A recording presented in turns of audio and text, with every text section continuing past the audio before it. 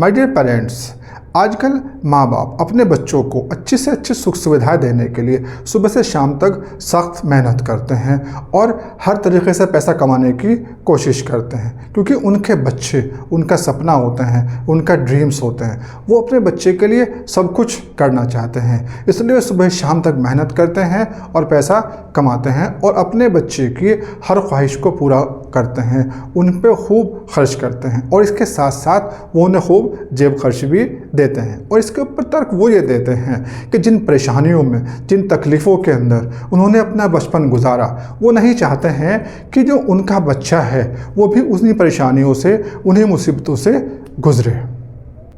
लेकिन वो इस बात को समझने में नाकामयाब होते हैं कि अगर हम अपने बच्चों के लिए ज़्यादा आसानियाँ पैदा कर देंगे तो जो उनका एक मेंटल और जो फिज़िकल डेवलपमेंट होना चाहिए था वो नहीं हो पाएगा। बच्चों को जो पैसे की अहमियत है वो नहीं मालूम हो पाएगी। उन्हें नहीं मालूम है कि हम पैसा कहाँ से कमा रहे हैं और कैसे कमा रहे हैं और हमें उसके लिए कितनी मेहनत करनी पड़ रही है। अगर हम अपने बच्चे को जेब खर्च दे भी रहे हैं तो एक बात का आप ध्यान रखें कि आप अपने बच्चे से उस जेब खर्च का हिसाब लें कि उसने उस पैसे को कहाँ खर्च किया है और अपने बच्चे को उस पैसे के अंदर से बचत करना भी सिखाएं। इससे क्या होगा, बच्चे को जो एक सेविंग की इम्पोर्टेंस है वो मालूम होगी।